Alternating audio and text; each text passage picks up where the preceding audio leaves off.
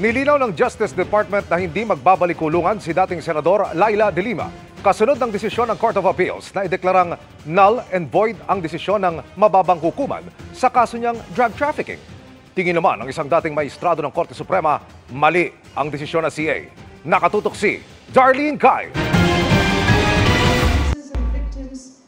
Naghahanda si dating Senadora Laila De Lima sa mga susunod niyang hakbang matapos ipawalang bisa ng Court of Appeals ang pagpapawalang sala sa kanya ng Muntinlupa Regional Trial Court sa kasong may kinalaman sa droga.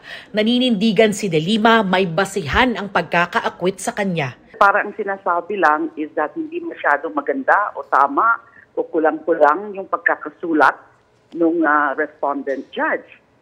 So hindi naman sinasabi na mali yung pag-acquit sa akin. Kasi naman talagang may dahilan, may basehan yung pag-acquit sa akin.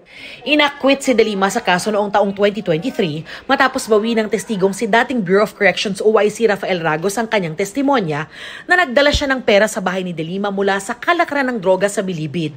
Sinabi lang daw niya ito dahil natakot siya. Pero ang desisyon, inakyat ng Office of the Solicitor General sa Court of Appeals. At sa desisyon ngayon ng CA 8th Division, iniutos na ibalik ang kaso sa Muntinlupa RTC. Sabi ng CA, bigo raw ang korte na sabihin kung alin sa mga pahayag ni Ragos ang binawi, kung ano ang epekto ng mga binawing pahayag, at kung anong bahagi ng krimen ang hindi napatunayan. Parang masyado yung form lang over substance. Opo. Ang pinaka-importante yung substantive finding na hindi na-prove yung aking guilt. Okay. Diba? Hindi yung kung ano yung forma ng desisyon. Sa paliwanag ni Department of Justice spokesperson Miko Clavano, hindi binabaliktad ng CA ang pagpapawalang sala kay De Lima. Ang pinagpapaliwanag daw ay ang RTC judge na nagbaba ng hatol. Ang magiging party po dyan ay ang judge na sinasabing lumabag po sa kanyang jurisdiction. Hindi po ang merits ng case ng RTC ang pinapag-usapan sa Court of Appeals. Kumbaga, ang tanong lang po doon ay whether or not may grave abuse of discretion ang judge sa pag-issue. Ngayon po, sa aking pagbasa ng Court of Appeals decision, mukha namang clarification din po ang gusto nila. Binatikos ni retired Supreme Court Associate Justice Carpio ang desisyon ng Court of Appeals. I think mali yung CA na saying na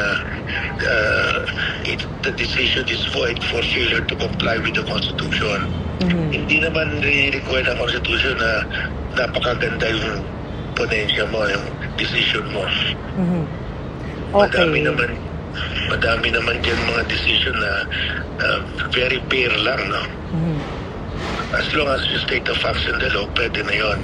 Sa isang mensahe, sinabi ni Solicitor General Minardo Guevara na kung ibabalik ang kaso sa RTC, ang mga prosecutor ng Department of Justice ang haharap dito. Pero kung umabot daw sa Korte Suprema ang usapin, patuloy na magsisilbi ang kanyang tanggapan bilang kinatawan ng taong bayan. Sa ngayon, inaasahang kasama si De Lima sa maipoproklama bilang party list representative, gayong siya ang #1 nominee ng ML party list. Ayon kay COMELEC Chairperson George Garcia, walang dahilan para suspendihin ang kanyang proklamasyon. Hindi naman po final conviction yon ng Court of Appeals. Wala naman pong pending case din sa amin. Para sa GMA Integrated News, Darlene Cai, nakatutok 24 oras.